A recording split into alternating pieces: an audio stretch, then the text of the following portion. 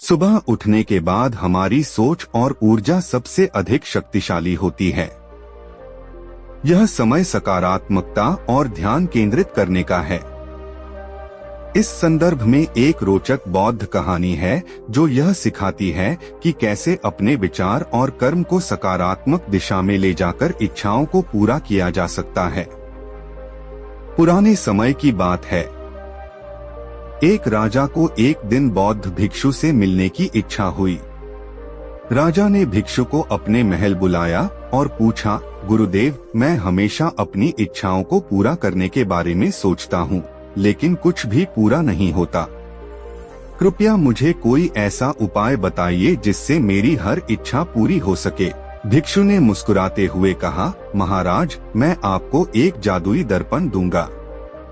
हर सुबह आप इस दर्पण में देखेंगे और अपनी इच्छा को पूरी होते हुए कल्पना करेंगे।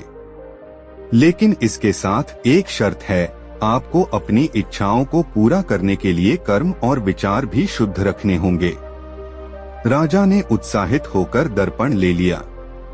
अगले दिन सुबह राजा ने दर्पण देखा और सोचा, मैं एक महान और न्यायप्रिय राजा बनूंगा। उसने खुद को अपने राज्य के लोगों के लिए काम करते हुए देखा।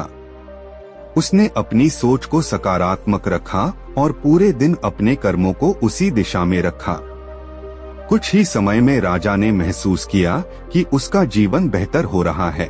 उसकी इच्छाएं पूरी होने लगीं, क्योंकि उसने अपनी सोच, कर्म और व्यवहार को बदल दिया था। कहानी का संदेश: सुबह उठते ही सबसे पहले कृतज्ञता प्रकट करें, अपने जीवन, स्वास्थ्य और परिवार के लिए धन्यवाद दें।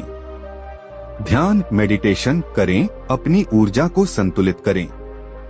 सकारात्मक सोचें, अपने मन में अपनी इच्छाओं को पहले से पूरी होते हुए कल्पना करें। कर्म पर ध्यान दें, पूरे दिन उसी दिशा में काम करें जो आपकी इच्छाओं को साकार करे। बुद्ध का उपदेश यही है कि हम वही बनते हैं जो हम सोचते हैं। यूनिवर्स केवल आपके कर्म और विचारों का परिणाम लौटाता है। इसलिए अपनी